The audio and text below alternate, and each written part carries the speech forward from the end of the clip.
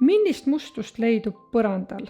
Näiteks liiva, kivikesi, leivapuru, paberitükke, tolmu, juuksekarvu, kuivanud plekke, saapajälgi.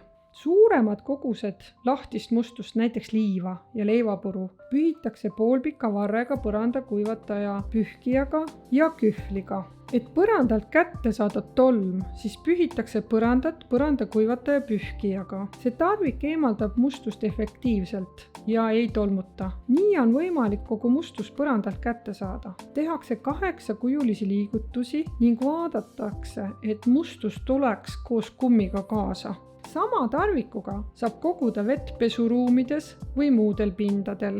Et põrandalt kuivanud plekke kätte saada, siis kasutatakse niisutatud mikrokiust lappi. Puhtale lapile tilgutatakse umbes 5 supilusikatäit puhast vett ja pigistatakse lappi käes, et terve lapp saaks ühtlaselt niiskeks. Lapp pannakse põrandale ning asetatakse selle peale põranda kuivataja pühkija. Lapp kinnitatakse tarviku külge ja tehakse 8 kujulisi liigutusi.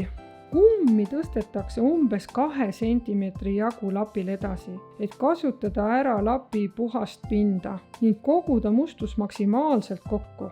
Lapile jäävad triibud. Nende järgi saab vaadata, kui palju mustust eemaldati. Põrandat on võimalik ka märjalt pesta, et kuivanud plekid lahti leotada. Oluline on, et pärast märjaks tegemist kogutakse vesi põrandalt kokku. Selleks kasutatakse põranda kuivataja pühkijat ja kühvlit. Puhtal põrandal ei ole pärast puhastamist lahtist mustust, tolmu, plekke ega ka triipe.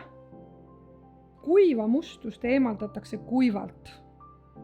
Põranda puhastamiseks niisutatakse lappi umbes 5 supilusikatäie veega. Kui pind jääb märg, tuleb see kuivatada.